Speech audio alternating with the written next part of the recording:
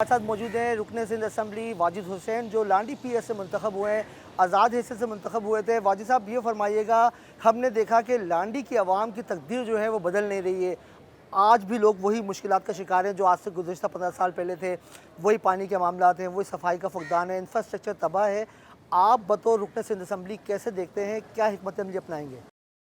देखिए जी, सिंपल है।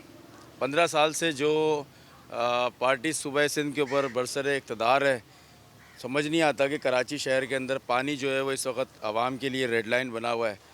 हमारे यहाँ से लोगों को पानी पीने का जो है ना नहीं मिल पा रहा है। यहाँ पर लोग मस्जिदों में अगर आप विज़िट करें, आपने तो प्रोग्राम किया होगा, तो वज़ू का लोगों के पास पानी नहीं है। तो जब हमारी जो सूबे सिंध की हुकूमत है 15 साल से आवाम को पानी नहीं दे सक रही है, तो फिर सारे मसाइल तो अपनी जगह वहीं मौजूद हैं। गटरों के ऊपर ढक्कन नहीं है, रोड जो है वो टूट फूट का शिकार है। हमने असम्बली में भी इसके ऊपर आवाज़ उठाई है, लेकिन होगा जब ये सिस्टम पूरे तरीके से बदलेगा। क्योंकि 15 साल से एक पार्टी हुकूमत के अंदर है और वो पानी नहीं दे सक रही है, तो आगे आप खुद जानते हैं। बतौर रुकने सिंध असम्बली आपने अब तक क्या इकदाम किए हैं इस लांडी के लिए स्पेशली, क्योंकि आपको भी तो पहले भी आपकी हुकूमत रही है, दोबारा भी आप लोग आए, तो अब आप बताइए कि क्या समझते हैं आप? हम सिंध असम्बली में अपोजिशन मेंबर हैं, और अपोजिशन मेंबर की हैसियत से हम अपने हल्के की, अपने सूबे सिंध की जो है वो आवाज़ सिंध की असम्बली के अंदर जो है वो उठाते हैं। अपने आवाम के जो इश्यूज़ हैं वहाँ पर जो है ना उसको उजागर करते हैं, हुक्मरानों को दिलाने की कोशिश करते हैं। लेकिन उसके बावजूद भी कि जिस हुकूमत ने काम नहीं करना, तो आपके सामने हमने करारदाद लेके गए पानी के हवाले से कि कराची शहर की जो ज़रूरत है उसके मुताबिक कराची शहर को पानी दिया जाए। समझ नहीं आता कि कराची शहर की जो ज़रूरत है उसके तहत उसको पानी नहीं दिया जाता।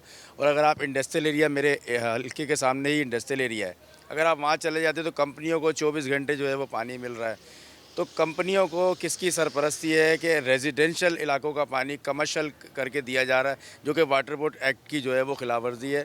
हमने इसके ऊपर एमडी वाटर बोर्ड से भी मैंने ख़ुद भी मुलाकात करी है, मैंने उनको ख़त भी लिखे हैं। मैंने इसके अलावा डीसी साहब को भी ऑन बोर्ड लिया है। मैंने असिस्टेंट कमिश्नर का विज़िट करवाया है लांडी के अंदर कि हल्के की आवाम को पानी नहीं मिल पा रहा है और कंपनियों को जो है वो पानी दिया जा रहा है। बिल्कुल सही कह रहे हैं आप। आवाम तो परेशान है ही, क्योंकि आवाम हम लांडी के जिस हल्के में भी गए हैं वहाँ पे यही शिकायत है कि पानी नहीं है पीने का।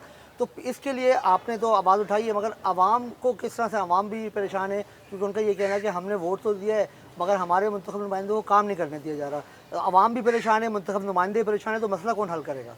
मसला देखें, इक़्तिदार में जो जमात बैठी है, हुकूमत की रिस्पॉन्सिबिलिटी होती है पानी देना, आवाम के जान माल का तहफ़्फ़ुज़ करना।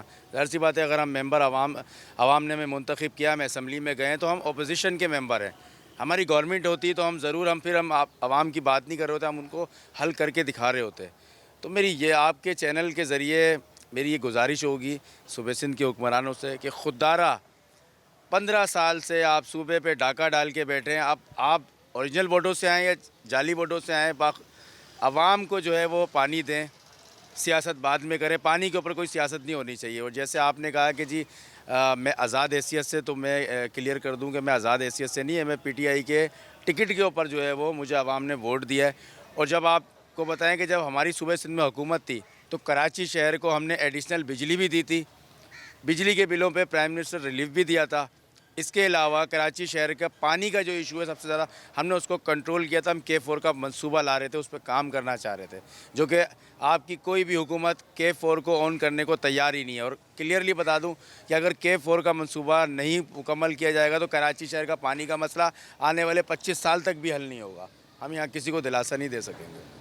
अच्छा, ये फरमाइएगा कि अब आप एज ए रुकन सिंध असम्बली क्या इकदाम करेंगे? जो यहाँ के एमएनए हैं या जो टाउन नाज़िम है, वो आप उनसे कोऑपरेट कर रहे हैं, आपसे ताउन में हैं? एमएनए तो आपके सामने, एमएनए का तो पता ही नहीं है कि एमएनए है कौन से कोने के अंदर मुल्क के।